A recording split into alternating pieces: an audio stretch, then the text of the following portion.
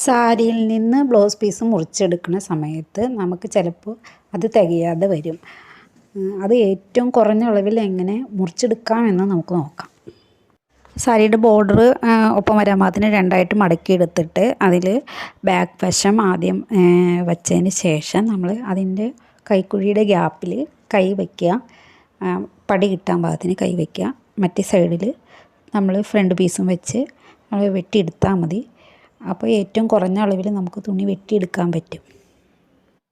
ആദ്യം ഇതിൻ്റെ ബാക്ക് വശം വെട്ടിയെടുക്കാനായിട്ട് നോക്കണം.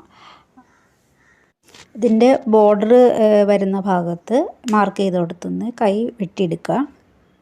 ഇങ്ങനെ മാർക്ക് ചെയ്ത് വെട്ടാണെങ്കിൽ ഒരു 40 ഇഞ്ച് വണ്ണമുള്ളവർക്ക് ഒരു 75 സെൻറ്റിമീറ്ററൊക്കെ തുണി മതിയാവും. ഫ്രണ്ട് വെട്ടണ സമയത്ത് ബാക്ക് വെട്ടിയതിൻ്റെ കൈക്കുഴിയുടെ അവിടെ ഫ്രണ്ടിൻ്റെ നെക്ക് വരാൻ നോക്കുക. ഇതിൽ ഫ്രണ്ട് പീസ് വരച്ച് മാർക്ക് ചെയ്ത് വെട്ടിയെടുക്കാം.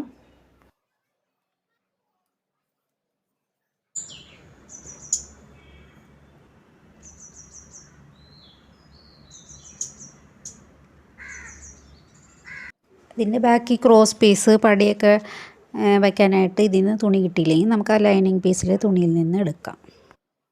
ഇതിൻ്റെ ബാലൻസ് വരുന്ന പീസിൽ നിന്ന് നമുക്ക് കട്ടിങ് വെട്ടിയെടുക്കാം.